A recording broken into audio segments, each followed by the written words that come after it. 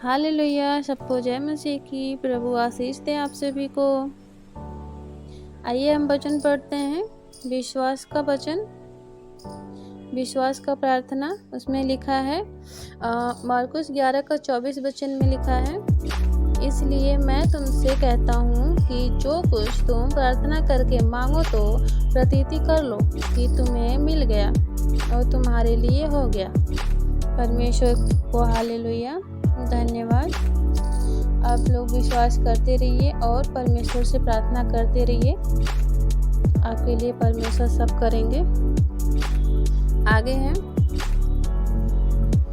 नीति वचन का 3 अध्याय का 5 और 6 वचन। तू अपनी समझ का सहारा न लेना, वरन संपूर्ण मन से यहोवा पर भरोसा रखना, उसी को स्मरण करके सब काम करना, तब वह तेरे लिए सीधा मार्ग निकालेगा। परमेश्वर को धन्यवाद, हालेलुया। परमेश्वर ने कहा भरोसा रखना, उसी को स्मरण करके सब काम करना, तब वह तुम्हारे लिए सीधा मार्ग निकालेगा। परमेश्वर के पास जब भी जाओ या परमेश्वर से प्रार्थना करते रहो तो विश्वास में होके कि हाँ, परमेश्वर हमारा जिंदा खुदा है और हम विश्वास से जो कुछ भी मांगेंगे हमारा परमेश्वर हमें देंगे। हालेलुया।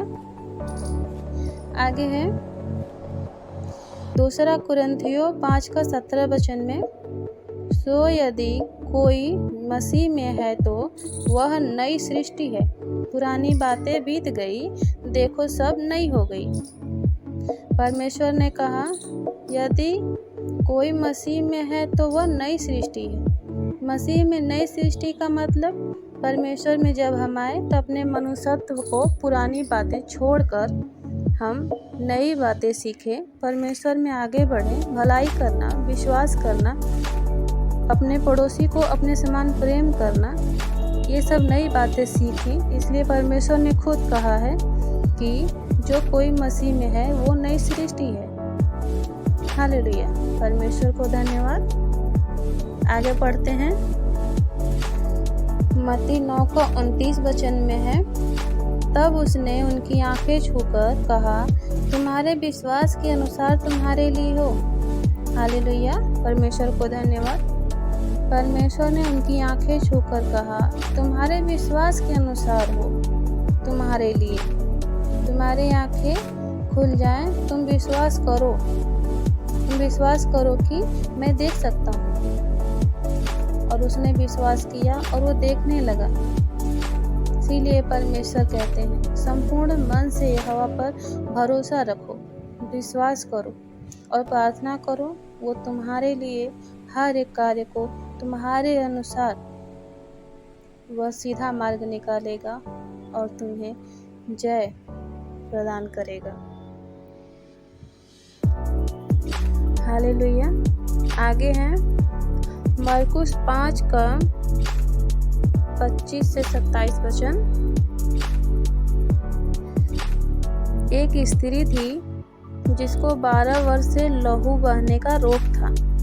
उसने बहुत वैद्यों से बड़ा दुख उठाया और अपना सब माल व्यय करने पर भी उसे कुछ लाभ न हुआ था, परंतु और भी रोगी हो गई थी। वह यीशु की चर्चा सुनकर उसके पीछे से आई और उसके वस्त्र को छू लिया, क्योंकि वह कहती थी यदि मैं उसके वस्त्र को ही छू लूँगी तो चंगी हो जाऊंगी। हालेलुया, परमेश्वर को धन्यवाद। उस बहन का विश्वास इतना बड़ा था कि 12 वर्ष के लोगों के सामने उसका विश्वास जीत गया। उसने सिर्फ अपने मन में कहा कि मैं यीशु के वस्त्र को, उसके कपड़े को छू लूँगी तो चंगी हो जाऊंगी। और उस बहन के साथ उसके विश्वास के अनुसार वैसा ही हुआ। हालेलुया।